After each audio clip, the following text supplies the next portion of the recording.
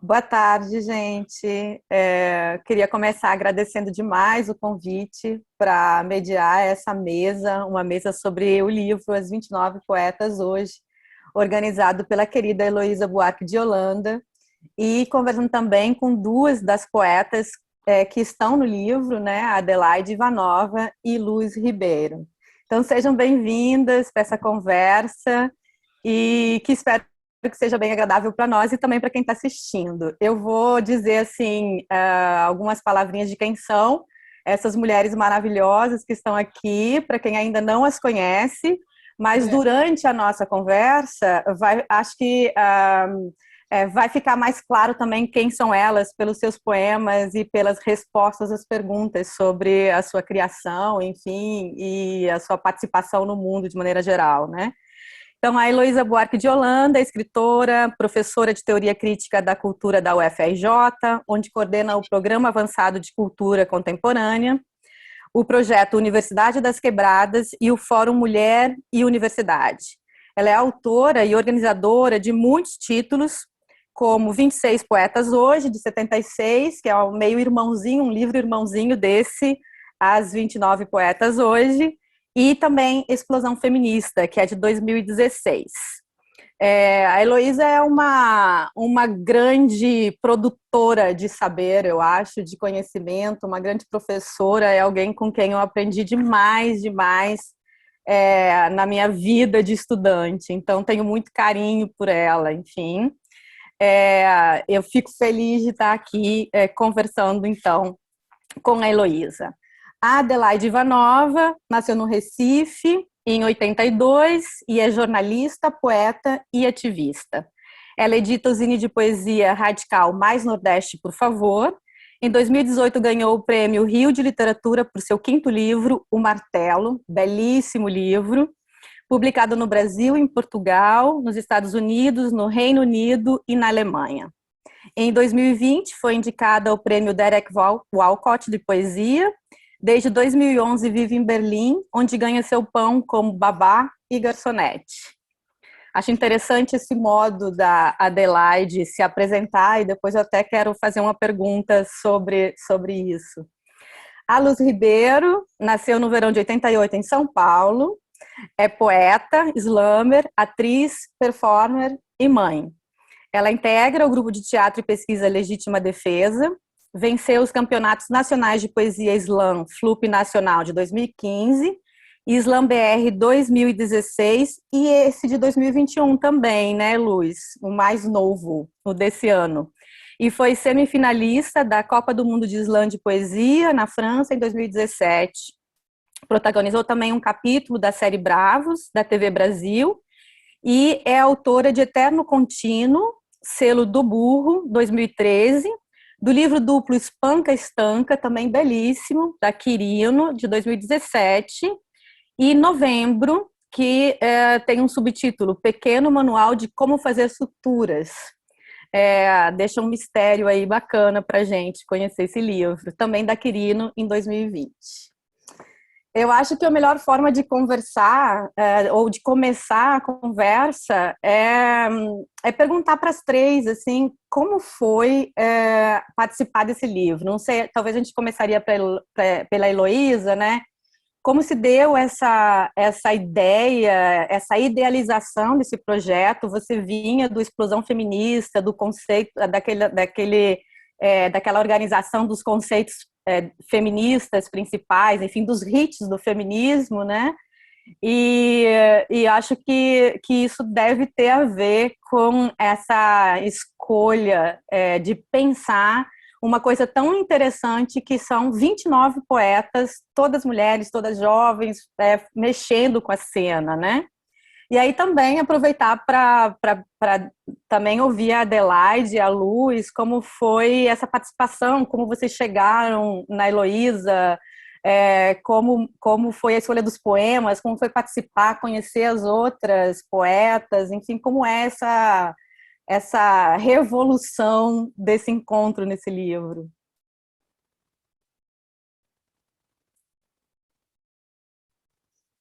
Seu microfone, Elô. Começo? Olha, esse livro foi assim. eu comecei a trabalhar o Explosão Feminista, que estava começando um movimento, que estava tudo muito quieto, né? Nos anos 90 já tinha pós-feminismo, a gente, que é as feministas velhinhas, estavam tristíssimas porque não teriam herdeiras. E é verdade, esse sentimento era muito real, porque a geração entre os anos final dos anos 80, 90, ela foi declinando a questão da mulher. Parecia que estava tudo resolvido, a geração seguinte estava mais focada em questões de homossexualidade, o movimento gay, a teoria gay ganhou a academia, obviamente, depois veio a teoria trans, a coisa da mulher estava velha. E a gente dedicou a vida inteira para isso, né? Tem um monte de mulher dos anos 60 que acreditava nisso piamente, então dava aquela tristeza. Aí, de repente, apareceu um monte de menina linda na frente da gente, fazendo coisas do Arco da Velha, e as velhinhas se animaram. Aí eu resolvi tomar nota, fazer campo, porque eu trabalho muito campo, eu gosto muito de, antes de chamar a teoria para descer no meu terreiro, eu antes chamo o objeto. Então, eu convivi muito com essa coisa, comecei a ler todo mundo, e poesia é a minha área, e a minha cachaça também. Eu leio poesia desde 1960, sem parar, né? Leio pouca ficção, eu não consigo lembrar o nome dos personagens, eu esqueço no capítulo 3 e volto. Eu não tenho uma relação muito... A ficção tem que ser bem poética, tem que me roubar para eu poder prestar atenção. Mas a poesia não, poesia é aquela coisa de pele mesmo, é a minha mídia. É onde eu vejo o mundo, onde eu conheço o mundo, onde eu aprendo coisas. E então eu percebi uma coisa interessante. Eu estava fazendo um movimento através do óbvio, né? Que é da rua e da internet. É uma onda, a quarta onda é uma onda que se faz por conta da potência da internet. E então eu estava por aí, que é o óbvio sobre essa quarta onda, mas percebi que a cultura, pela primeira vez, estava entrando no movimento, ativismo feminista mesmo. Havia uma poesia que mexia com o assunto e queria levar para a rua o assunto. Tinha um cinema que sai de baixo. A música trans é inacreditável como ela e o teatro trans como floresceram nesse momento. O feminismo negro começou a sair na frente, disparou total, roubou a cena. Então tinha personagens novos e poesias novas. Então eu fiz aquele livro, mas fiquei com a poesia na cabeça. Inclusive eu parei enquanto eu estava estudando para fazer a Explosão Feminista. Eu comecei a trabalhar, eu trabalhava com a Júlia Klein, que era minha bolsista, ela me ajudava, e ela começava a me mostrar, ela que fez a ponte entre eu e essas poetas novas. Eu conhecia a Adelaide, a Luz não, a Luz eu conhecia porque eu tinha mania de slam, então eu já conhecia a Luz de outros carnavais, dos concursos, eu sempre acompanhei muito. Mas a Adelaide, por exemplo, foi um presente que a Júlia me deu. A Júlia não é poeta, mas ela é, que nem eu, uma intermediária, uma meia de campo importante da poesia. E então, eu comecei e fizemos, eu e ela foi me trazendo os poetas, eu escolhia, ela trazia mais. Então, a gente começou ao mesmo tempo, eu fiz junto com a Explosão. Me interessei mais pela parte de poesia do que pelo próprio livro Explosão. E acabei antes. Eu acabei há 3 anos esse livro, ou 4. Então, eu entreguei esse livro e falei para a companhia, vamos fazer esse livro como um teasing para a quarta onda. Quando chegar a Explosão, as poetas já estão carregando esse carro. Mas deu lá, a poesia é difícil publicar, né? Eles ganham tempo, começou a passar e teve a crise de não sei o que lá, foi ralentando e o livro, a antologia saiu bem depois do Explosão, uns 3 anos depois, né? Quer dizer, um livro que na época que a gente estava lidando com essas poetas, elas não eram publicadas. Luz não tinha ganhado nenhum prêmio, depois encheu de prêmio. Aí eu fiquei meio puta, porque eram novidades as poetas quando a antologia foi feita. Pouquíssimas tinham sido publicadas. prêmio nem pensar. E quando ela saiu, já tinha um monte de premiados, já tinha vários livros cada uma. Foi meio eu fiquei meio assim, tristinha. Mas tudo bem. Ela apareceu e impactou, esse livro impactou. Então foi assim que surgiu. Foi assim, digamos, um escape do trabalho com a quarta onda, com a explosão feminista. Dali o que eu gostava mesmo era a poesia, tanto sim que fiz antes, né? E não tinha como também não lembrar e não fazer uma brincadeira com o meu primeiro trabalho assim público, que foi o 26 Poetas Hoje, que marcou minha identidade quase. Então eu falei, eu botei 26, gente. Eram 26 poetas hoje e depois as 26 poetas. Mas começou a aparecer tanta coisa. Não é tantas poetas, não. Eu já tinha feito. Mas aí apareceu a poesia trans com força. Eu não podia deixar de botar trans, 27. Aí apareceu uma poesia indígena que não era aquela poesia indígena que fica olhando a natureza, vendo o rio passar, com barulhinho bom. Não era essa. Era uma arretada. Eu falei, putz, tem que botar 28. Aí chegamos ao 29 numa emergência, porque o projeto eram 26 poetas hoje também. Mas as poetas me deram essa rasteira, elas me apresentavam coisas que eu não esperava. Então foi isso, esse livro. Eu fiquei muito feliz de fazer, um pouquinho chateada com a defasagem dele. Mas pegou bem agora, eu sinto que pegou bem também. Ele está sendo muito comentado, todo mundo se baseia nele, o que é interessante para pensar a poesia hoje. Virou didático, coisa que o primeiro não pensava em acontecer. O primeiro foi um pária. O primeiro foi aquela mulher que inventou uma bobagem. E o segundo já está meio... Os cursos estão adotando, já está mais assim. Mas também pegou as meninas mais afiadas, já com prêmio, com livro, com não sei o que lá, mais canonizadas, né? Não foi aquele primeiro momento isso. Enfim, adorei fazer esse livro. Mas, querendo ou não, Heloísa, você diz, quando sai o livro, elas já são premiadas, já tem 5 livros, já é diferente, já... Mas não, o Brasil é imenso e a gente acaba conhecendo as poetas que aparecem mais, né? Nos eventos de literatura e acaba que há nichos, né? O slam de um lado, não sei, a flip do outro, o encontro tal de outro, e de repente o seu livro trouxe gente de todas as regiões para o mesmo lugar, sabe? Eu não sei se o momento... A internet facilita muito o serviço. Também, exato. E uma outra coisa, o momento fez, o próprio slam, os saraus, fez com que a poesia se alargasse, ela se expandisse. Ela teve que absorver outras manifestações performáticas, como a do slam, por exemplo. E dizer que o slam não é poesia, outra coisa é sacanagem, porque é poesia. Então, tinha essa responsa de pegar outros gêneros. Eu achei que ia dar ruim aí. Esse slam não é poesia. Vai ver que ainda vem essa bobagem, mas acho que ninguém mais tem nem coragem de dizer isso, né? Não, acho que não. Mas eu ouvi isso quando eu estava fazendo. Sim. Adelaide, Luz, como foi? Vocês conheciam todas as poetas do livro antes? Vocês encontraram depois? Como é que é? Como é que é participar do livro?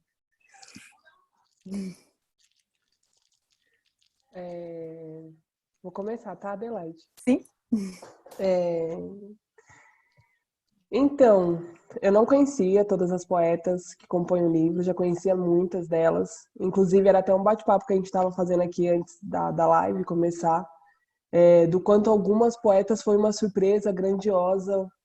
Posso até citar o nome de uma delas, que é a Raíssa. Eu ouvi assim, eu falei, mano, que furacão, que tsunami, que invenção da natureza é essa pessoa, essa mulher, que é isso?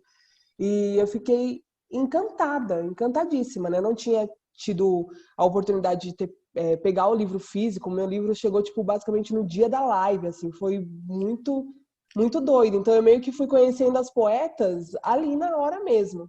Então, muitos rostos a gente relembra, então, que é isso, né? Então, eu vi a Regina Azevedo e falei, meu Deus, quanto tempo eu não falo com a Regina? e fui mandar uma mensagem para ela no mesmo instante. A gente se conhece há muito tempo. E outros nomes que estão, assim, totalmente atrelados à minha caminhada, né? Tipo a Mel e a Elisandra, assim. Eu não consigo ver nenhum episódio da minha carreira sem o nome dessas duas mulheres. Então, compor esse livro, assim, eu acho que é...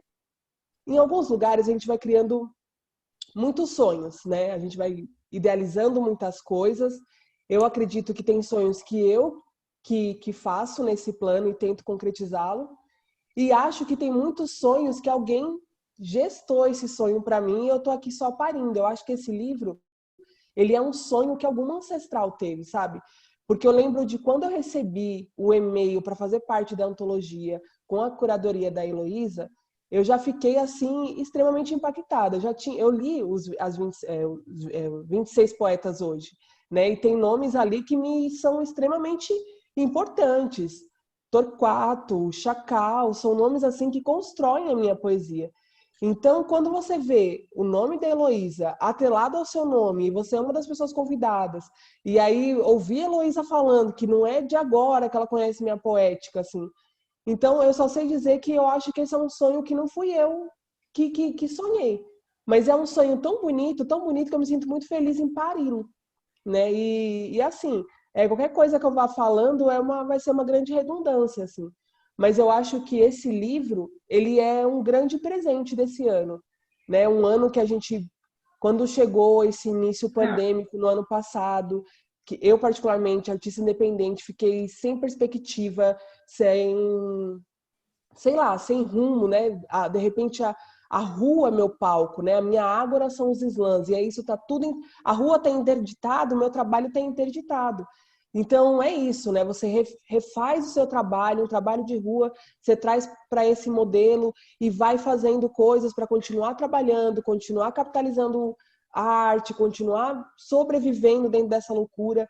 E aí em 2021, eu em algum momento eu sonhei louca, imaginei que a gente pudesse ter um respiro, uma fleuma, ia ser um pouco mais tranquilo, e a gente vê que a gente teve pouquíssimos avanços. Então, em janeiro, a estrear, o iniciar de 2021 com esse livro, é um pouquinho desse fôlego, né? Tá todo mundo tão precisado de ar, de respirar, nossa questão é tão no pulmão, assim, é uma questão dessa ausência de respiração.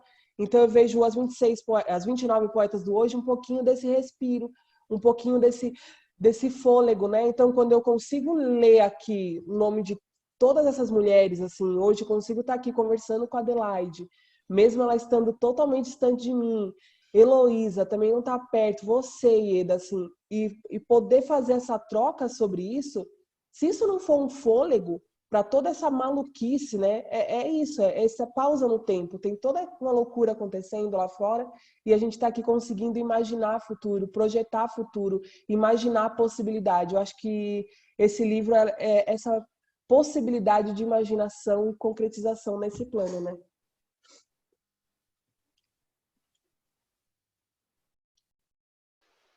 Ô, Luz, que linda a tua resposta. Eu assino embaixo totalmente, assim, essa coisa do respiro, né, dessa possibilidade de, numa fase tão terrível, ter alguma coisa pela qual se alegrar. E é importante lembrar que queria fazer um pouco de eco ao que Elo comentou, né, que quando ela chegou até a gente era tudo underground, assim, um bando de lascada, e é muito verdade.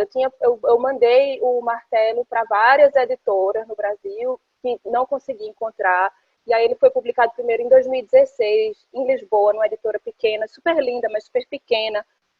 E aí conheci Ítalo de Blasi e Flávio Morgado, que são dois poetas cariocas que tinham relação com a Garupa, que era uma editora pequena, agora já não sei mais se pode dizer que é uma editora pequena do Rio. E aí eles disseram, a gente vai publicar, vamos publicar esse Martelo, que saiu, então, em fevereiro de 2017.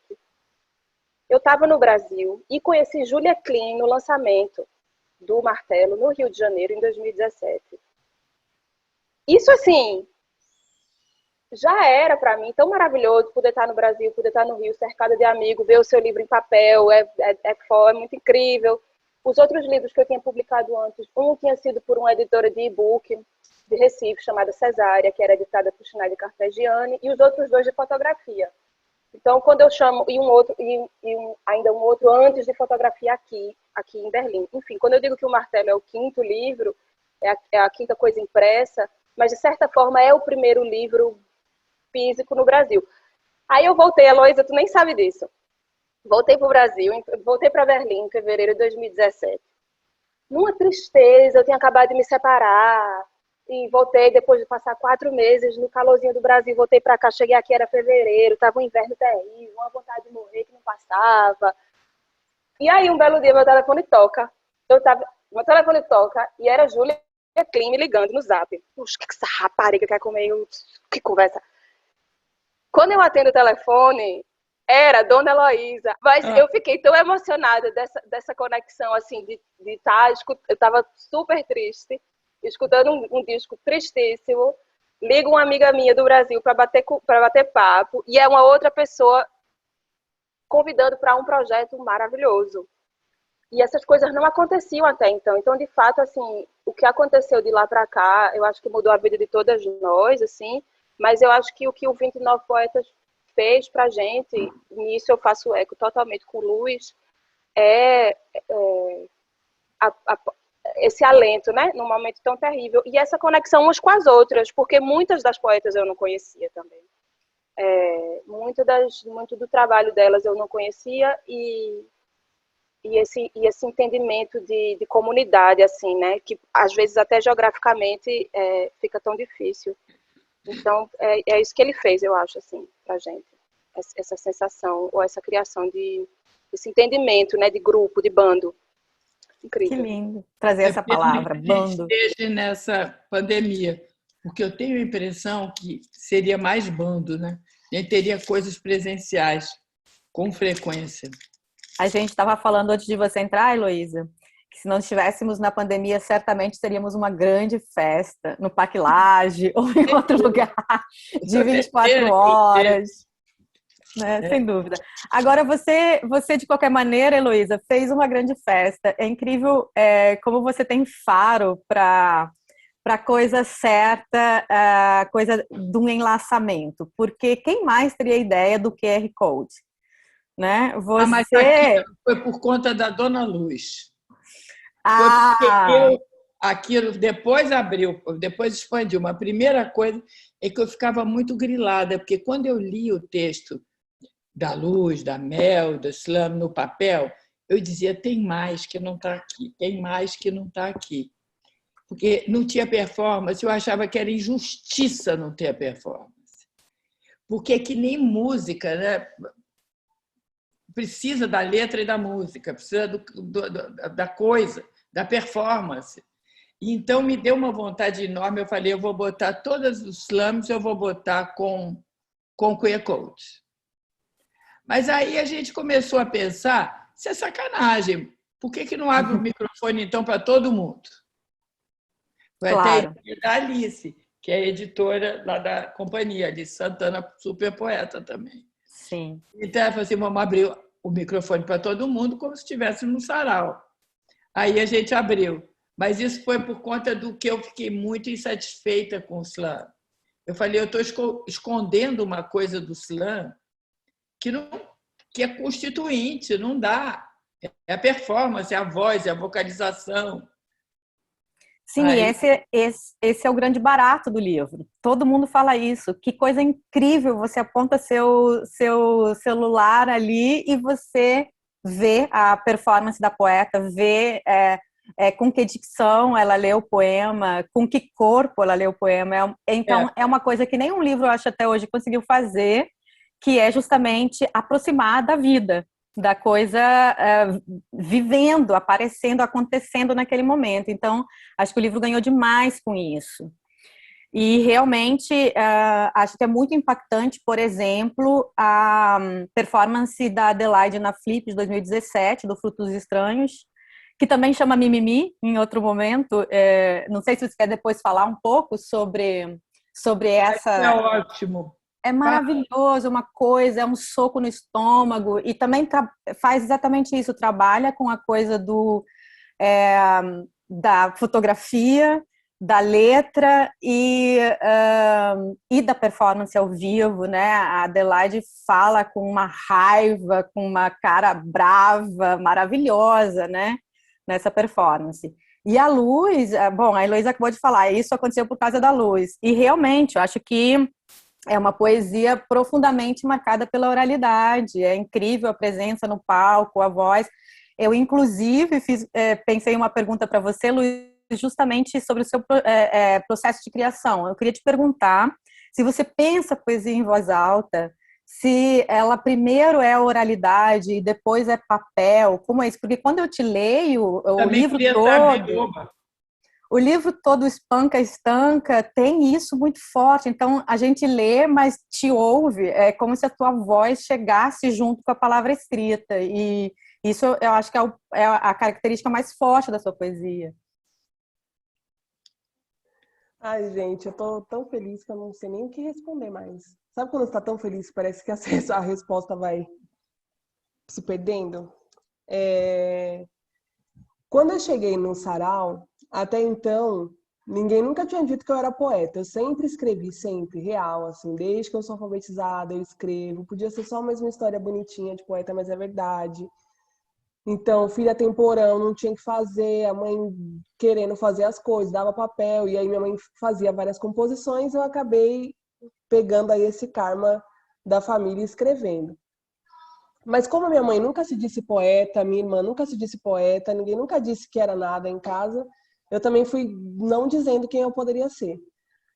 E aí eu lembro que eu entendi que eu poderia ser alguma coisa, e nesse caso eu poderia ser poeta, quando eu adentrei no Sarau da Cooperifa. Então, assim, eu escrevo desde os 5 anos, mas foi somente em 2012 que eu achei que eu poderia fazer, que a minha escrita fazia algum sentido.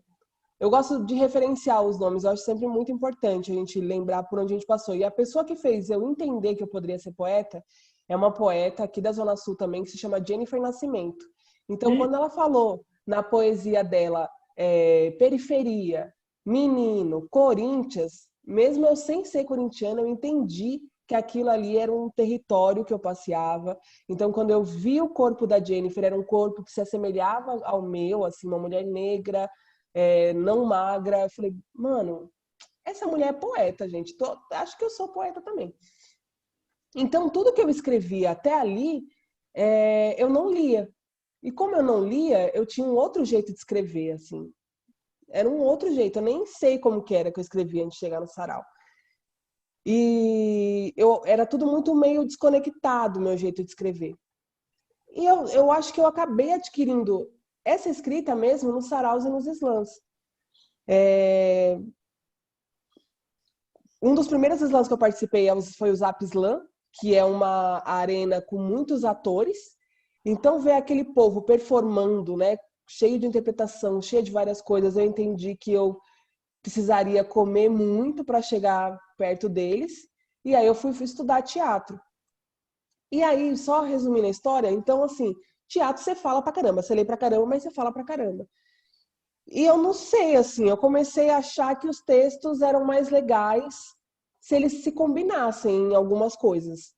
Então, eu acho que essa minha loucura de ouvir muito poema, ele surge num poema meu que se chama Puta, depois vem um poema que chama Milímetros, Mulher de Palavra, que é esse mesmo lugar. Então, eu escrevo e sim, eu ouço, eu começo a ouvir. Aí, não, eu acho que aqui precisava ter mais repetição. Então, da voz dos tiras, que tira e atira e tira a possibilidade. Gostei disso, é isso que eu quero. Então, eu fico ouvindo. E para mim precisa fazer sentido de entendimento e sentido de ritmo, né? Eu sou da geração dos anos 90, eu dançava na boquinha da garrafa, eu dançava El Chan, então eu adoro coreografia, não vou mentir. Então eu comecei a coreografar os meus poemas, e um jeito para aprender a coreografar, para decorar, foi isso. Então eu combino a palavra com o gesto, e eu acho que essa minha construção da oralidade, ela vem cada vez mais forte, até junto com a maternidade. Eu tenho pouco tempo para sentar e escrever. Então hoje o meu jeito de escrever é não escrevendo. Eu ligo um gravador e aí eu volto lá na minha mãe. Isso é muito doido, porque eu me toquei esses dias. Mas a minha mãe gravava porque ela é lida como uma mulher analfabeta funcional. Então minha mãe tem muita E hoje eu retomo a tecnologia da minha mãe pela ausência de tempo. Então, eu me vejo muito nesse lugar de ligar o gravador para compor meus poemas. Então, eu ligo enquanto eu estou lavando uma louça e vou articulando as ideias. E aí, quando me sobra um tempo, eu vou, ouço tudo que eu escrevi. Tento, agora a internet está muito legal, então às vezes eu solto meu gravador aqui para o computador e ele só vai escrevendo tudo que eu falei, isso é muito legal, porque otimiza muito o tempo, mas eu falei para caramba, mas é isso mesmo. O meu jeito de escrever, eu escrevo, mas eu vou escrevendo, a cada parágrafo que eu escrevo, eu leio. Eu gosto de não sei, mas eu gostaria que o poema fosse uma música, sabe, assim? E que independente se a pessoa já me ouviu falando ou não, que ela conseguisse encontrar um ritmo. E cada pessoa tem seu ritmo. Então, se eu danço a minha música, se eu danço o meu poema, eu já conheço. Então, eu danço no meu ritmo. Se uma outra pessoa dança a minha música, dança o meu poema, ela dança no ritmo dela. E eu acho isso muito bonito. Eu já ouvi gente declamando poema meu, que eu nunca declamo, não tenho um registro por aí, e aí tem um ritmo. É um ritmo diferente do meu, mas tem um ritmo. A ideia é que cada pessoa encontre o meu ritmo dentro do seu próprio ritmo. Sei lá se eu conseguir explicar, mas é porque eu gosto desse lugarzinho de tentar ritmar o poema. Ô, Luiz, você acha que você fala de você? Você fala de quê? Eu queria saber das duas, porque eu estou estudando isso. Realmente é uma cola que eu quero. Eu vou continuar Você aqui com fala a de um Adelaide, lugar, na você linha de fala da raciocínio. sua vida, hein? Eu acho que eu uso muito eu, né? Tem um monte de gente que fala que poema bom não usa eu, então eu fico até na dúvida, vixe, que poeta que eu sou. Porque eu só escrevo em primeira pessoa, e aí ouvindo a Conceição Evaristo, que eu fico muito tranquila, né? Porque isso é a nossa escrevivência. Eu basicamente, Luiz, eu só falo de mim. Eu acho que é muito doido falar isso, mas não sei, acho que tá todo mundo contando várias histórias por aí, eu quero garantir a minha, sabe? Eu não sei se alguém vai parar para escrever a história da Luz. Então, sei lá, eu já tô com quase 34 anos, então tem um monte de coisa que eu não registrei.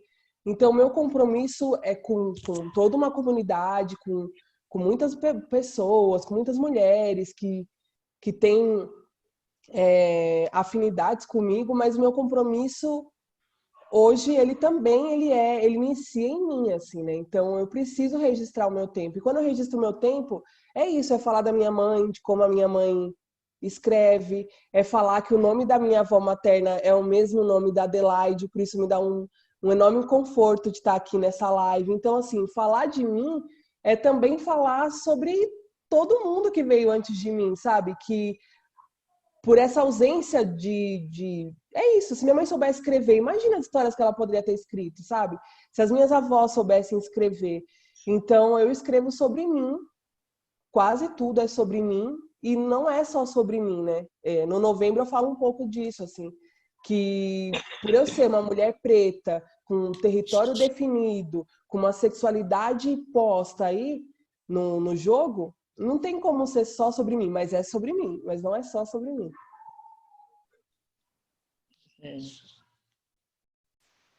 Luiz, que linda a tua resposta. A minha avó também é Adelaide, estou emocionada que tua avó é Adelaide também. Toda uma nação de Adelaide. Mas olha, o que tu falasse há pouco sobre que tu tenta trazer um ritmo que passa pelo teu corpo, é um autoconhecimento muito profundo, assim, que tu tem de tu mesma, porque um dia desse eu estava escutando aquele teu poema que tu começa em francês, que eu acho que foi quando tu fosse para a França, não sei se foi gravado lá, mas eu não falo francês. E por causa da forma como tu incorporasse o texto, eu estava com a sensação de que eu estava entendendo tudo. Porque aquilo estava no teu corpo de um jeito, e depois tu muda e tu entra na língua portuguesa de novo e tal. Eu acho que, inclusive, a parte em português começa com precisamente a palavra eu, inclusive, desse poema. E eu fiquei muito impressionada, que eu digo, meu Deus do céu, eu não precisaria falar uma palavra de francês, ou se eu não falasse português, para entender o que é que esse corpo está comunicando. Porque é a voz, é o corpo, são as pausas que a pessoa escolhe, enfim, assim, muito fã. Mas, Heloísa, o negócio do eu acho também que é muito como o Luiz respondeu agora, assim, né? Que a gente parte de uma vivência. O que eu acho mais legal quando eu estou escrevendo é pensar que, apesar de eu partir de uma observação minha sobre o mundo, ou de uma experiência minha, essas experiências elas não são solitárias, né? Elas fazem parte de um corpo coletivo, elas fazem parte de uma trajetória coletiva, que pode ser material da poesia, né? Pode ser material da escrita, quando a gente começa a escrever a partir da gente falando dessa experiência coletiva, ou pode ser só a partir da gente dessa experiência particular. Eu acho muito arriscado quando poetas têm a pretensão de se tirar, sabe? De se tirar da sua autoimplicação naquilo. Porque, não sei, eu gostaria de escrever uma poesia que fosse mais abrangente, sabe? Inclusive, toda a minha luta é exatamente tentar me comunicar com o mundo e tentar interferir no mundo. Mas eu acho que é importante entender também as limitações, né, dessa transcendência, desse desejo de falar como se fôssemos uma categoria neutra. Geralmente, quando a gente tenta falar dessa perspectiva da categoria neutra, a gente está sendo ou injusto com alguém ou incompleto. Eu fico tentando sempre encontrar a forma de ser o mais radical possível dentro de um meio termo, assim, dentro de um tipo, parte de mim e conversa com o mundo. Eu acho que eu iria ir por aí, por essa resposta. Assim. Espero ter ajudado na sua cola. Espero que você passe na prova. Adelaide, aproveitando essa pergunta maravilhosa que a Heloísa fez, a gente podia entrar nessa questão. Quer dizer, as minhas questões estão todas meio conectadas, mas deixa eu ver se eu vou para essa tentando pegar essa coisa do falar. A Heloísa escreve no prefácio do livro, né, que a coisa mais importante, né, é a conquista de um capital inestimável, diz ela, que é justamente o ponto de vista próprio dos desejos e custos de ser uma mulher. Isso marcaria vocês, as 29 poetas, né? E aí eu aproveitaria, se depois a Heloísa quiser falar um pouco também sobre isso, maravilha. Estou louca para ouvir, é o que eu estou estudando agora. Porque não é pouco chegar a essa conclusão, né, Elo? Exatamente o que eu estou pensando, estudando. Mas aí eu fiquei pensando nisso, porque Adelaide e Luz, as duas, falam muito do ser mulher e falam de perspectivas diferentes. A Luz acabou de falar, o corpo negro, ela sempre enfatiza nas suas falas o não caber naquela imagem da mulher magra, etc. Eu estou dizendo que isso aparece muito na sua fala, então esse corpo que é o eu, né? E a Adelaide também, especialmente no livro Martelo, que tem esse primeiro poema que também tá na antologia, né, do ser uma coisa no corpo de delito, enfim, e essa perspectiva muito própria, né, de passar por uma experiência assim, né? Ao mesmo tempo, pesquisando sobre o seu livro, Adelaide, que eu gostei demais, eu já falei, enfim, eu cheguei na sua tradução da June Jordan, né, daquele poema que saiu no Suplemento de Pernambuco. Que poema, que mulher, que coisa incrível.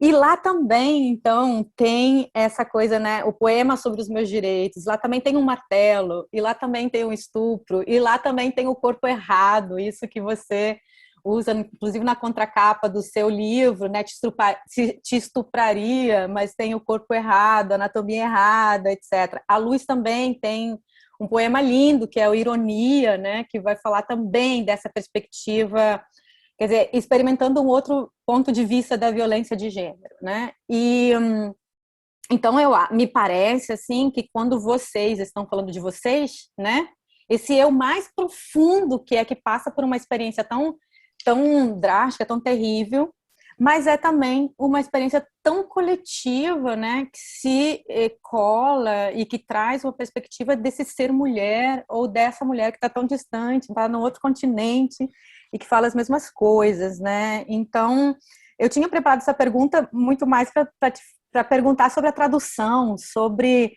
como é essa grande conversa, se existiria um coro de mulheres, um coletivo, uma voz coletiva que vocês veem no contemporâneo, como é isso? Mas se quiserem continuar da coisa do eu e do nós, fica com vocês. Mas tem uma coisa que é muito importante para mim, assim, que me ajuda muito a delinear essa conexão com o mundo quando eu estou perdida, é saber que a classe trabalhadora não tem fronteira. E que existem muitas diferenças na nossa experiência de estar no mundo, dependendo se você está no sul global ou se você está no centro do capitalismo, dependendo se você é uma trabalhadora assalariada com um doutorado e se você é uma trabalhadora assalariada que trabalha para a Amazon, por exemplo, tendo que fazer xixi numa garrafinha. Então, existem especificidades, mas existe também uma experiência comum que conecta o trabalhador de Luxemburgo com um trabalhador no sul global, no Brasil, por exemplo. Que aí eu acho que é onde entra as opressões de gênero, de raça, de sexualidade. E aí você pode ir abrindo tantas gavetas, né, que você vai encontrando o que é que une, o que é que separa, mas no fim das contas é uma experiência global de precarização, né, de abandono. Tem uma geógrafa chamada Cindy Katz, que eu amo, a pessoa se chama Cindy Katz, e ela é uma geógrafa que ela diz, maravilhosa. Sim. E eu não sei nem se é o nome de verdade dela, né, talvez seja um pseudônimo, mas a Cindy Katz propõe que quando a gente começa a falar de geografia, e a gente tentei pensar muito nisso quando eu fazia o Mais Nordeste, por favor, o Zine, a gente pensar em outro tipo de fronteira, né, que não sejam as fronteiras das dos estados-nação ou das cidades-estados, mas que seja um tipo de fronteira que é o que vai conectar precisamente uma poeta escrevendo no interior de Pernambuco, uma poeta que esteja escrevendo no interior da Índia. Quais são essas coisas, né? E aí ela vai falar exatamente a experiência de exploração e de opressão vai ser a coisa que vai conectar, ela não precisa de fronteira. Naquele momento, a poeta indiana e a poeta do interior de Pernambuco, elas têm, digamos assim, a mesma nacionalidade, é uma palavra ruim, mas elas têm, vamos dizer, esse mesmo espaço topográfico e material que as conecta. E aí a tradução entra muito nisso também, né? Que são formas, né, são formas de entrar em contato com experiências que talvez geograficamente fosse impossível de se chegar até elas, né? Mas aí você entra num novo país, que é o país das línguas, digamos assim, que não conhecem fronteiras também, porque as pessoas, né, emigram por motivos sempre, e essas línguas vão se tocando. E eu gosto muito de traduzir. Eu gosto muito de traduzir de língua que eu não falo, porque eu não estou nem aí para isso. O povo fala, ai meu Deus, você vai traduzir. A pessoa escreveu em russo, e aí você vai traduzir do inglês para o português, a tradução do vou, é meu, pronto, não quero nem saber. Que eu acho que é experimento, que é vivência, que passa pelo corpo, passa se aquilo te toca, se não te toca. E aí, assim, se Paul Celan podia traduzir do japonês sem nunca ter pisado do Japão, por que eu não posso traduzir do russo? Sinceramente, né? E aí, com o Juni Jordan, o que aconteceu? Ieda Magre, quando eu li aquele poema, eu digo, meu Deus, não precisava nem ter escrito Martelo.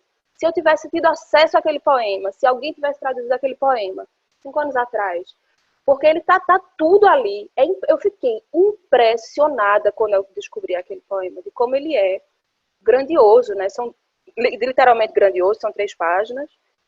E como tá tudo ali, tá todos os conflitos estão ali dentro. É impressionante. E aí nas imagens, no ritmo, ela usava muito ritmo, ela é muito interessada em como a poesia atravessa o corpo, enfim. Mas eu acho que é isso, né? É imaginar novas formas de conexão que tem menos a ver com a origem, com topografia, e mais a ver com experiência comum de estar nesse mundo. Obviamente, sem nunca desconsiderar as diferenças também, né? Porque, claro, que a experiência das pessoas vão ter as suas especificidades também. Mas, enfim, eu acho que a tradução ajuda muito a construir essas pontes. E tradução sem fronteira. Se não fala a língua, tem nada não. Dá um jeito. Pronto, é nisso que eu acredito. Diga, Luz. Não, eu ia só fazer um improviso aqui, porque a minha internet deu uma falhada monstra e eu perdi muito da pergunta. Mas é isso, né? A gente fala muito no Islã que é isso, você tem que lidar com a condição adversa. Passou um cachorro, passou um ônibus, você tem que continuar fazendo poema e a gente vai continuar fazendo a mesa. Então, pensando em tudo que a Adelaide está falando aí, e aí eu consegui pegar esse final da sua questão, Ieda, que é, se vocês quiserem, continuem no eu. Então, o poema que a Adelaide falou, que se refere à minha autoria, o Je ne parle pas bien, eu realmente fiz ele para a Copa do Mundo. E que foi muito doido, né? Em 2016, quando eu ganho o Slam BR aqui, eu sou a primeira mulher a ganhar. Eu nem gosto muito de falar desses ineditismos, eu sou a primeira, eu não gosto, mas esse daí, como eu tenho certeza que foi, eu falo. Porque geralmente a gente gosta de ficar inventando umas coisas e aí a gente vai ver, tipo, sei lá, eu sou a primeira mina a fazer spoken word no Brasil, no mundo. Mentira, gente. Vai ouvir um discurso de Angela Davis, você vai ver que não é a primeira mina a fazer spoken word de nada, sabe? Então eu não gosto muito desses pioneirismos da primeira vez, mas como eu tenho certeza, esse daí, e eu gosto de competição, eu sou uma pessoa com ascendente Áries, então eu vim nesse mundo para guerrear, adoro. Então eu carrego sim esse meu primeiro feito. E aí eu lembro que quando eu fui, eu queria muito ganhar, né? Em tudo que eu vou, assim, eu quero mesmo muito ganhar. Mas para mim o mais importante, pela primeira vez, do que ganhar, era dar uma alfinetadinha, assim, sabe? E aí o Je ne parle pas bien, ele veio com essa intenção, tanto que eu lembro que na primeira fase eu quase não passei. Eu falei, você é doido, se eu não passo, eu não falo meu poema que eu fiz só para falar para esse povo. E eu lembro que eu virei lá, chamei as entidades tudo, falei, gente, vocês me ajudam a passar pelo menos de fase aí, ó. Tô aqui, agora nós vai todo mundo junto passar esse negócio. Aí eu consegui passar. E o Je ne parle pas bien, ele surge com essa intenção, com esse desejo, Adelaide. Uma vez eu sonhei, e eu sonho ainda, de que o idioma, a linguagem, não seja mais uma fronteira para os povos em diáspora. Então, o meu desejo mesmo, assim, é que eu falando aqui, esse brasileiro, como diria Lélia Gonzalez, esse português bem truncado, eu sonho mesmo que ele chegue, sei lá, no Caribe e faça sentido para alguém, assim, sabe? Então, eu fico muito feliz com essa devolutiva de, tipo, eu não falo francês, e é sobre isso mesmo a frase, né? Que é Je ne parle pas bien, eu não falo bem. E então, mesmo que eu não fale bem o português, nem o francês, nem idioma nenhum, a intenção é que a gente consiga se conectar. Eu acho que a poesia, ela é essa possibilidade de linguagem também, né? E aí, quantos poemas? Eu também tenho a sensação com muitas poetas, assim, de eu ouvir e falar, meu Deus do céu, mas esse poema tá tão mais completo e eu fiz esse outro aqui. Se eu tivesse lido esse, talvez eu não teria escrito esse.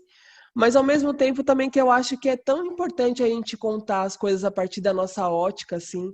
Então, que bom que você não leu isso antes e pôde colocar a sua ideia, o seu pensar através da sua ótica, porque é muito importante também ouvir e ler o que a Adelaide tem para dizer desses tempos, né? Então, que a gente continue se encantando com tantas e tantas e tantas outras obras, artistas e pessoas, mas que isso nunca impeça que você continue escrevendo maravilhosidades para a gente, Adelaide, porque a gente ama te ouvir, a gente ama te ler, e é importantíssimo que as suas palavras estejam aí nesse tempo agora, para fazer essa revolução das palavras aí.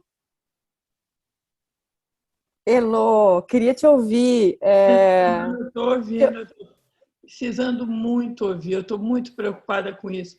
Eu acho que a gente deu um salto de uma geração para outra sobre lugar de... uma coisa além do lugar de fala, de tomar um território de fala diferente do neutro. Eu vi aqui a coisa que a Adelaide falou, né? Rejeito a categoria neutra.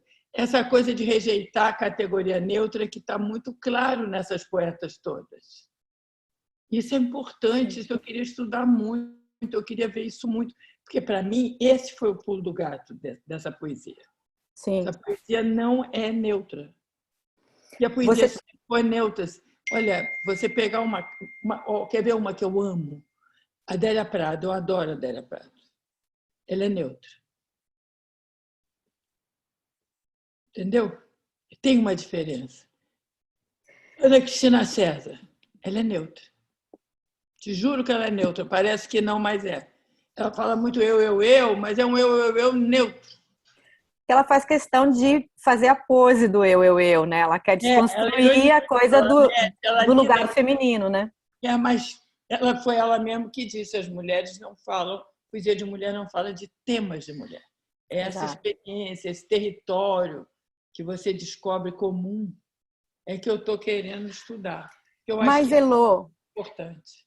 Mas, Elô, eu acho que você faz isso muito bem nesse prefácio, ao dizer que o útero é do tamanho de um punho, é o novo a teus pés, dessa nova geração. Então, quer dizer, lá a Ana Cristina César, aqui a Angélica Freitas. E a Angélica Freitas é a ativista, né? Então, quer dizer, você faz, digamos, essa passagem justamente ao colocar esses dois livros como livros-chaves de uma e de outra geração. Mas eu acho que eu anuncio a questão. Sim. Mas eu não penso a questão. Eu estou a fim de pensar a questão. Isso quer dizer que nós vamos ter livro novo. Tem até nome. Como é? O nome é assim: uma conversa comprida, talvez desnecessária, sobre a escrita de mulheres. Que lindo! Já estou na lista. Sempre nome, antes do livro eu tenho sempre o nome. Que bacana!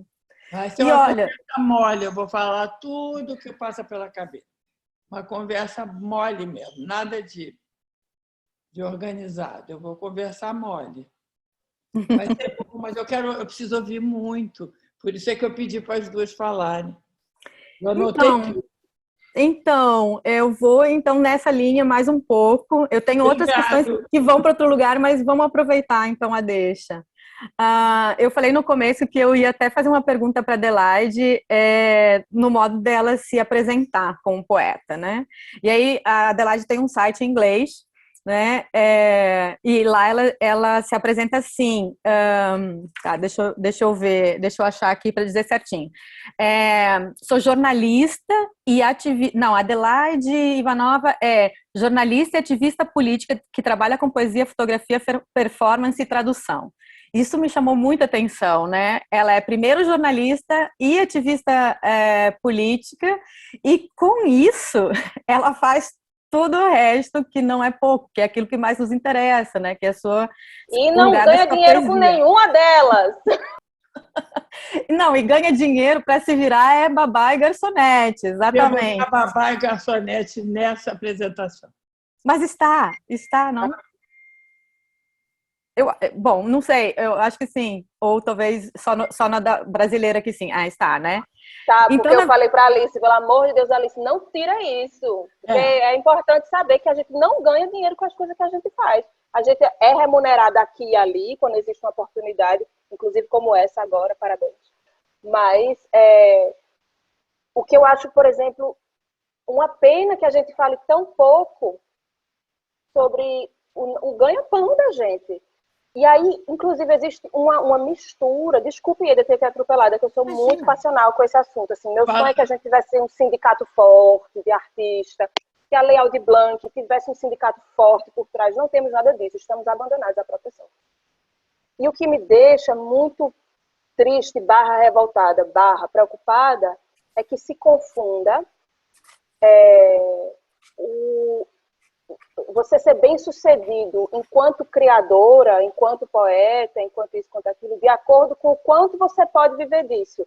Às vezes existe essa confusão. Então, tem muita gente que apaga essa parte da minha bio, achando que a partir do momento que você diz, sim, e além disso eu pago minhas contas como babá, que isso de alguma forma fala sobre a qualidade do seu trabalho, que isso de alguma forma fala sobre o reconhecimento que você pode receber enquanto poeta, enquanto artista, etc.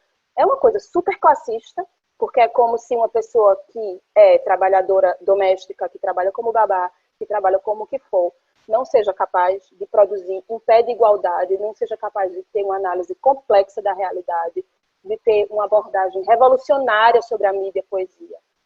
Quando aquela fotógrafa, não sei se vocês lembram, uma fotógrafa chamada Vivian Maier, que foi uma babá estadunidense, que era fotógrafa nos fins de semana, ela saía e fotografava, fotógrafa de rua. Quando descobriram o trabalho dessa mulher, anos depois, um trabalho incrível que ela fazia, a maior parte dos textos, isso me deixou revoltada, era, meu Deus, como é que pode uma babá trabalhar desse jeito, ser um artista desse nível? É um absurdo. É um absurdo. É. O absurdo, na verdade, o que é absurdo é que é um artista daquele porte, provavelmente nunca pagou um aluguel com aquele trabalho dela. Entende? Isso que eu acho foda. E é por isso que eu faço questão de dizer, pode dizer aí que sou garçonete. E agora nem mais babá e garçonete não sou, porque pandemia tudo fechado. Estou desempregada desde novembro. Inclusive, se quiserem me chamar para mais coisa, pode me chamar, que eu já estou batendo as canecas aqui. Mas é isso, a gente se libertar da pose também, né? Tem muita gente que faz muita questão de esconder que está todo endividado, os poetas tudo lascado, e né, tudo pagando uma pose de bonito. Meu irmão, você está fudido, velho. Ninguém recebe dinheiro, é uma esculhambação. Com a pandemia, lascou para todo mundo, ficou, porque é isso que Luz disse, né? Não tem rua. Para quem trabalha com rua, para quem trabalha com workshop de tradução, para quem trabalha com isso, com aquilo, acabou. E aí, a gente vai fazer o quê? Vai continuar com vergonha de que a gente não paga a conta. Mas é por isso, porque se confunde o talento, o reconhecimento do seu trabalho poético com você ser remunerado, com você ser publicado só, sei lá, por grandes editoras que vão pagar 5 milhões de reais para você, que nem paga. A editora nem paga, assim, tanto. Mas, enfim, importante falar sobre essas coisas. Se atropelei assim total, Ieda, mas é que eu sou muito, muito apaixonada por esse tema. É ótimo. É para atropelar mesmo. Acho. Se couber ainda, né, dentro disso que a Adelaide está falando, porque em algum lugar, né, tem essa... É isso, né? Ou todo artista é vagabundo, ou então é esse lugar da glorificação, né? Tipo, nossa, é poeta. E foi um pouco do que a gente estava trocando aqui, né? Tipo, para eu conseguir cumprir com as minhas obrigações financeiras aqui, eu tenho que me rebolar demais, assim, sabe? E não é bonito. Isso não é romântico, não. Né? A gente romantiza, mas assim, não é. Eu acordo, tipo, 4 horas da manhã e vou dormir 11 horas da noite, porque eu vou procurar edital, aí não tem edital, vou preencher formulário. A gente estava trocando essa ideia, assim, tipo, tu preenche um formulário e aceita fazer um trabalho de R$300, R$200. E porque 200 mais 300 dá 500, e aí isso já paga alguma coisa. E que ia ser muito legal, eu falo isso para todo mundo, assim, ia ser muito legal, gente, sério, ia ser maravilhoso se eu pudesse dizer aqui nessa live que eu pago uma conta de luz com o meu dinheiro de vender livro. Infelizmente, não paga. Eu não pago. Nenhuma de nós paga. Nenhuma de nós. Eu não pago. E aí, o jeito que a gente acha é desdobrando o fazer poético em outras coisas. Então, tu inventa, sei lá, eu sou poeta, mas eu sou mãe. Então, aí você faz uma oficina sobre maternidade. E aí você deixa isso mais específico ainda para garantir público. Então, olha, uma maternidade preta, beleza, vamos fazer uma movimentação sobre isso. Ah, eu também sou atriz, então você faz uma aula de corpo sobre isso. E aí você vai indo, você vai desdobrando o seu trabalho em muitas coisas. Mas, assim, de vender livros, gente...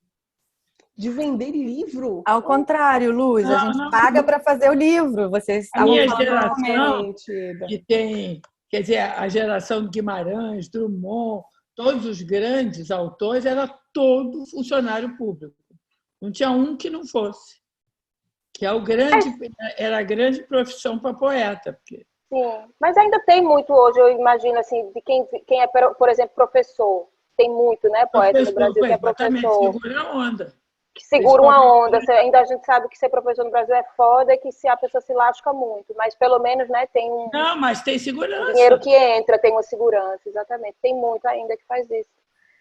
É funcionário público, professor ou jornalista. O professor tem muito tempo livre. Ai, gente, eu sou péssima. Ou casa com, né? Eu não consegui.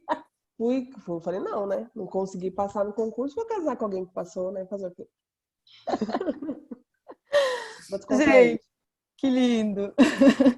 Eu queria chamar a atenção para uma outra coisa. Quer dizer, tudo conectado. Mas a Luz tem aquele poema lindo do livro que a Luísa organizou, As 29 Poetas, hoje, que é o Assumo. Diz aí, Luz, pra gente, porque você diz muito bem, porque você marca, eu gosto muito disso, isso também aparece no Espanca ou no Estanca, já não sei qual dos dois, mas você tem uma coisa, eu comecei dizendo, a sua marca é a oralidade, mas aí agora nós temos uma outra sua marca, que é o poema visual, porque você marca uma falta de uma letra, que também remete a uma falta na vida, né? Digamos, enfim, algo que é um problema e se torna um poema, nesse caso, desse assunto, né? Mas no Estanca ou no Espanca, você tem um outro que você pega um trava-línguas, né? E tira a letra R. E aí tavam a língua dos petos pesos. E a gente fica com esse buraco dessa falta de uma letra, e que também isso, digamos, simboliza toda essa falta na vida dos pretos presos e assim por diante, né? O que eu acho lindo no seu poema é porque ele, para mim, é o seu testamento poético, sabe?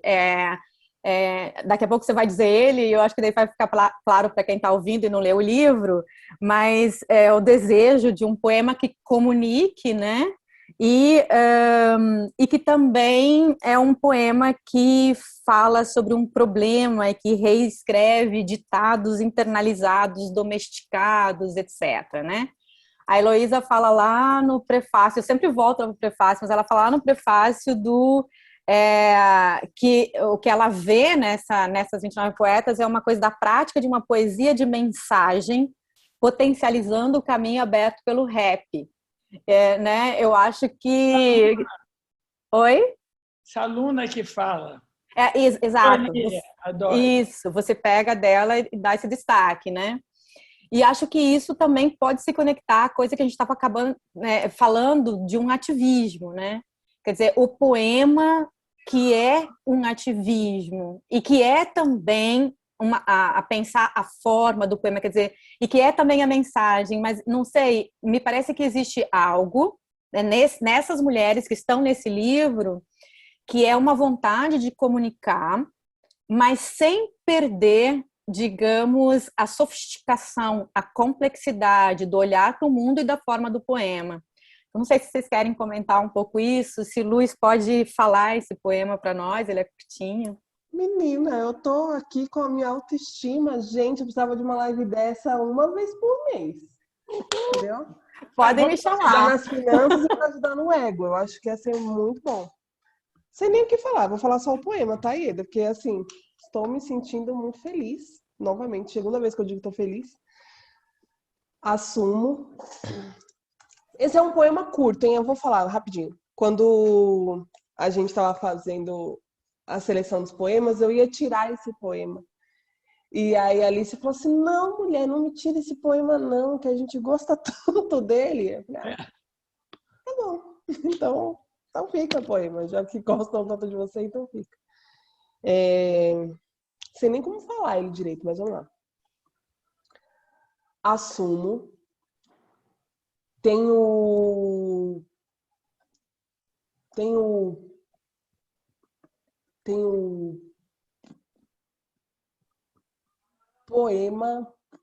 poema de comunicação.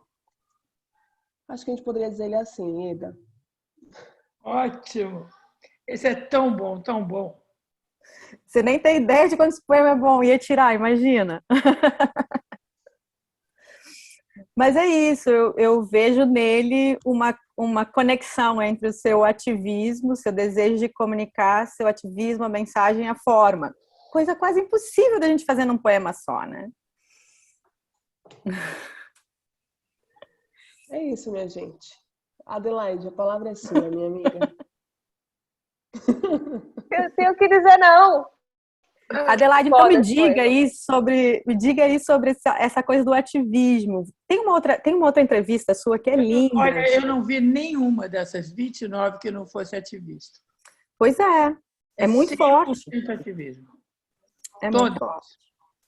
Isso é uma marca forte, que talvez venha dessa coisa de não ser neutro, Creio que sim. sabe? Pode ser que venha de uma coisa desse compromisso contra a neutralidade. Mas tem uma coisa de diferente de atitude nos poemas, porque poema não é contemplativo, nenhum deles. Eles todos agem, né? Eles todos têm movimento de transformação. Sim. Mas Essa é porreta. Arretada, como diria Adelaide, essas 29 arretadas.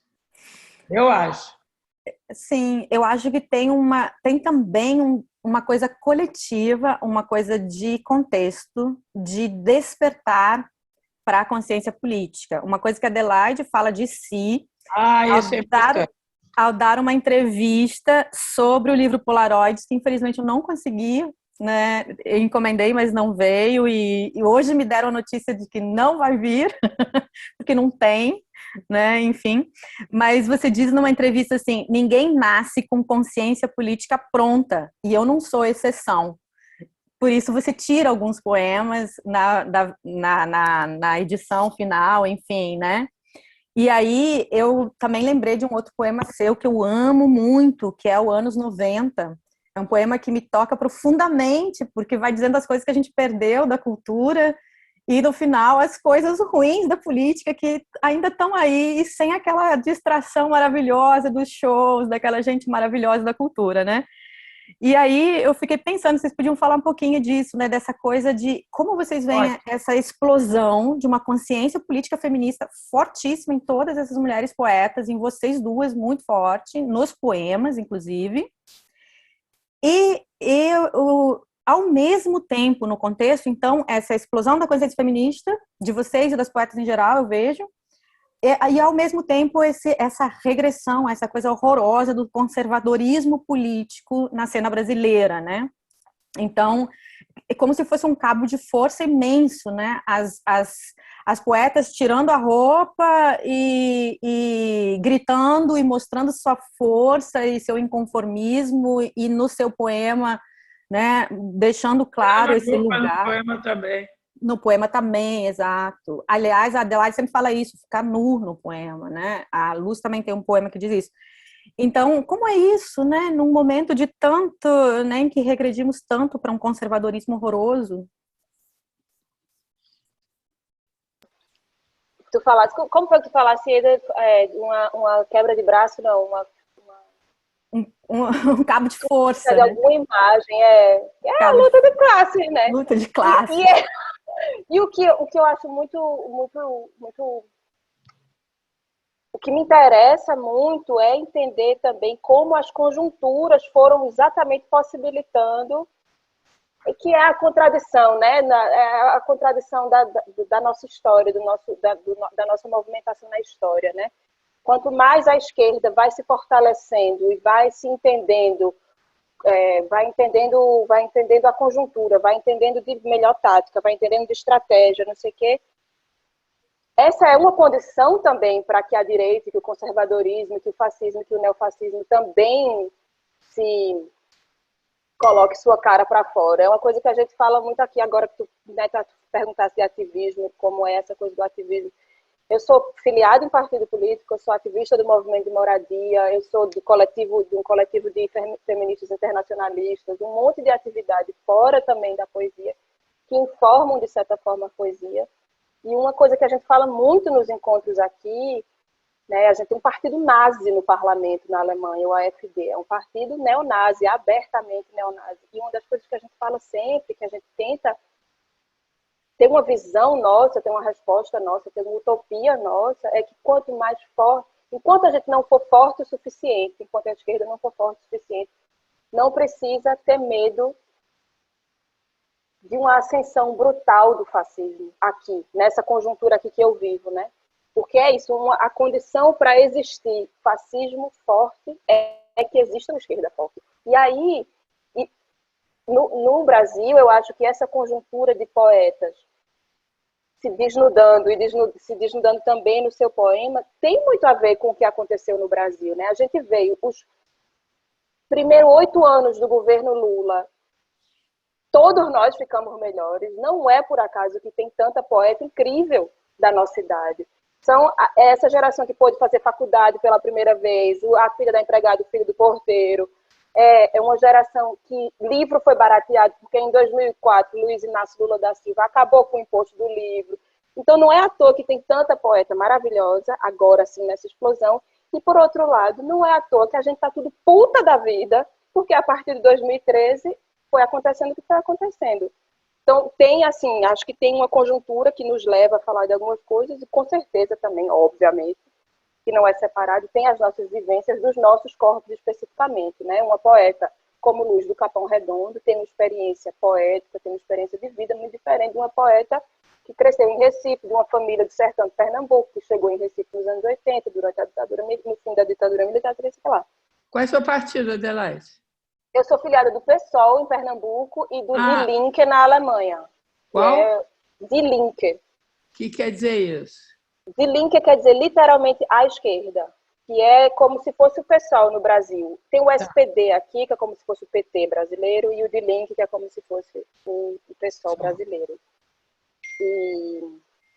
Mas acho que é isso, acho que não é à toa que tem tanta poeta maravilhosa explodindo agora. Uma que a gente veio, né, de 8 anos de governo de esquerda que possibilitou uma democratização não completa, né? A gente sabe que o governo do PT também teve muitas falhas e tal, mas que aumentou bastante. E depois o declínio de todos esses avanços, primeiro devagar, ali entre 2011 e 2013, e depois brutal, como foi a partir do golpe. E pronto, é o fim do meu monólogo. Pronto, parei.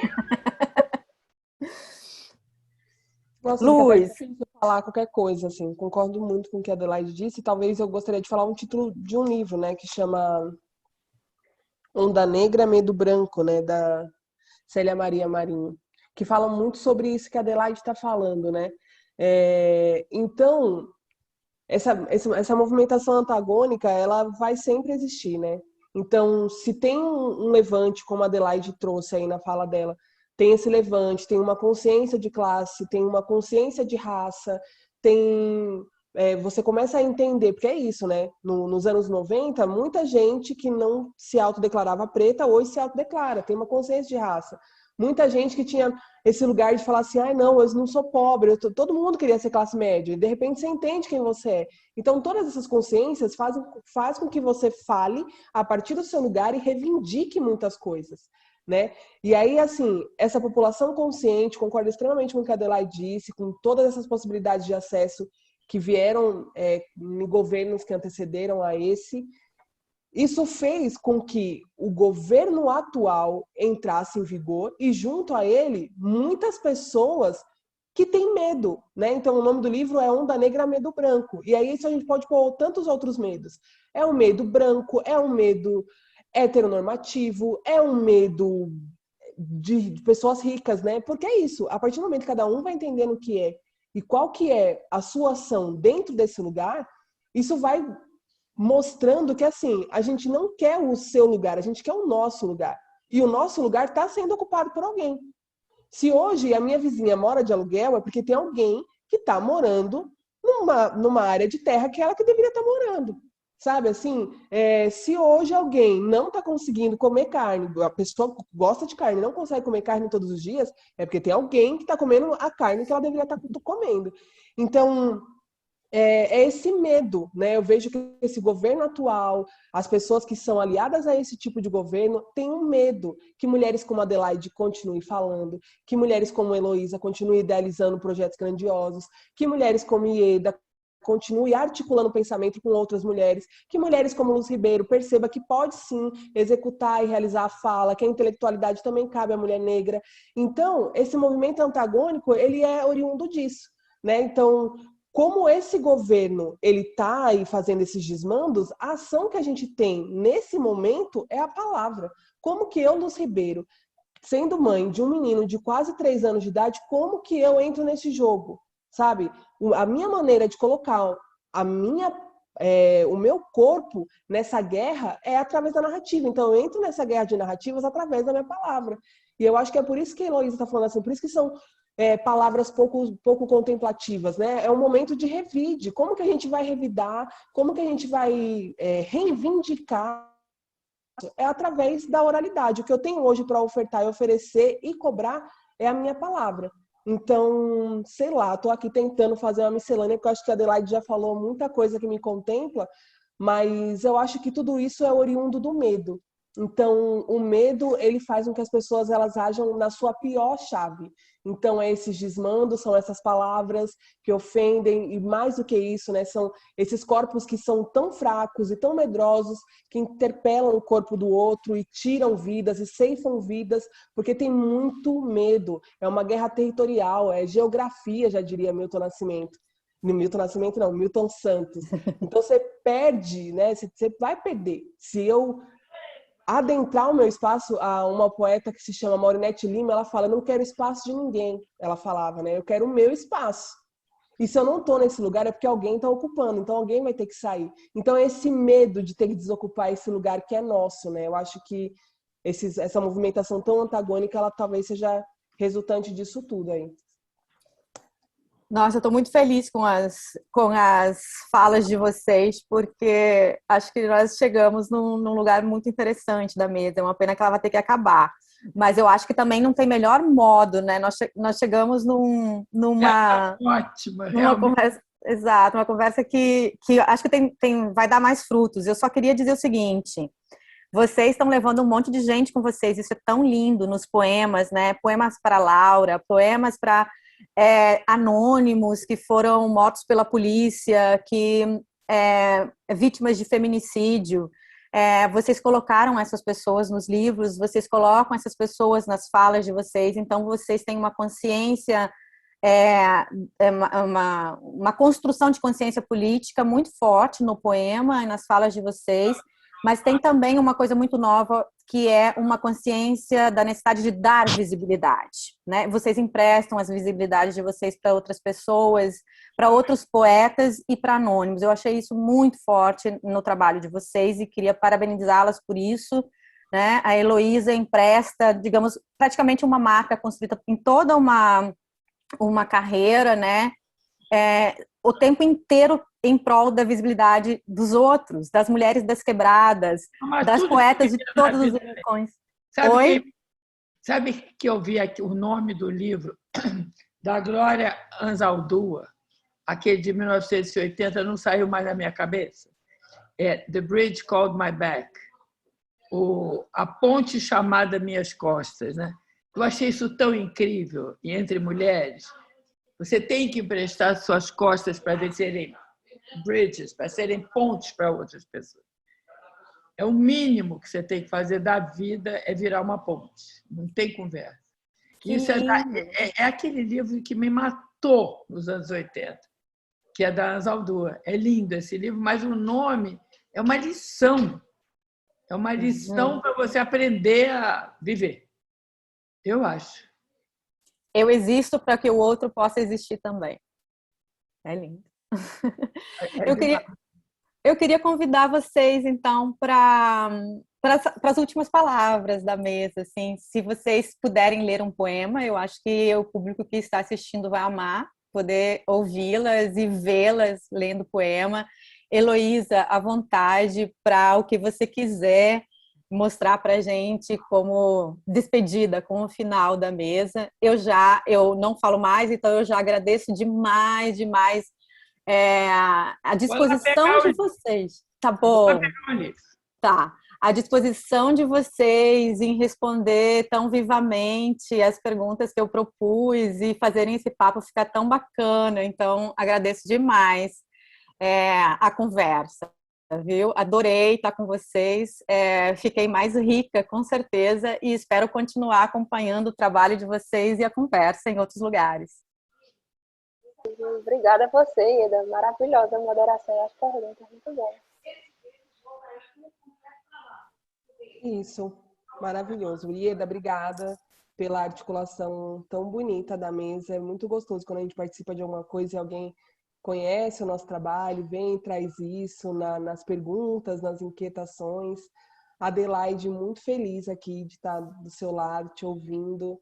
Você é incrível, maravilhosa. Heloísa, sou muito fã da Heloísa, assim, então cada vez eu tenho que entrar nesse lugar da naturalidade, ainda não entrei. Falei pra minha mãe, vou fazer uma mesa com a Heloísa, outra mesa, meu Deus.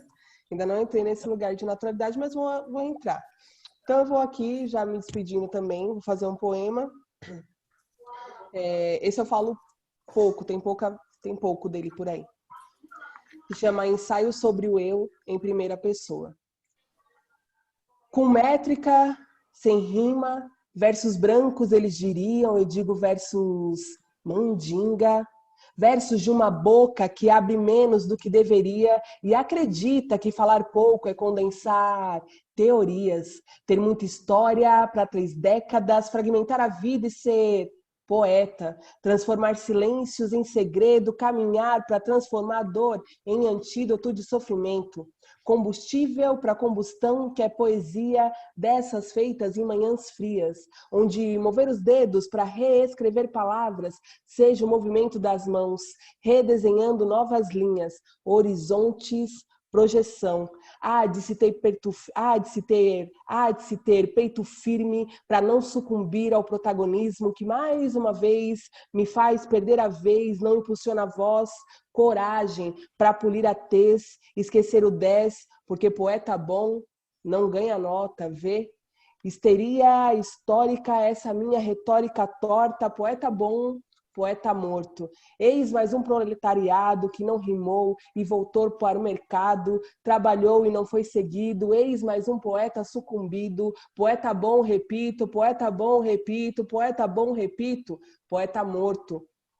Às vezes, cedo aos convites e espero que o tempo me coloque no momento exato de revide, poeta bom, poeta morto. E eu me recuso a morrer tão cedo, mas enquanto não, esqueço que poeta bom morre e dou vida a mais um poema. Uhul! Eu acho que eu vou ler um poema da Angélica Freitas.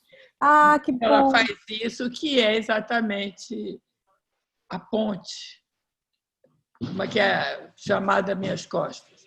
Eu acho que ela fez essa ponte lindamente, a Angélica. E eu vou ler o óbvio, A Mulher Feia, que eu adoro. Uma mulher muito feia, era extremamente limpa.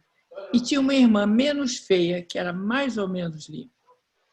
E ainda uma prima incrivelmente bonita, que mantinha tão somente as partes essenciais limpas, que eram o cabelo e o sexo.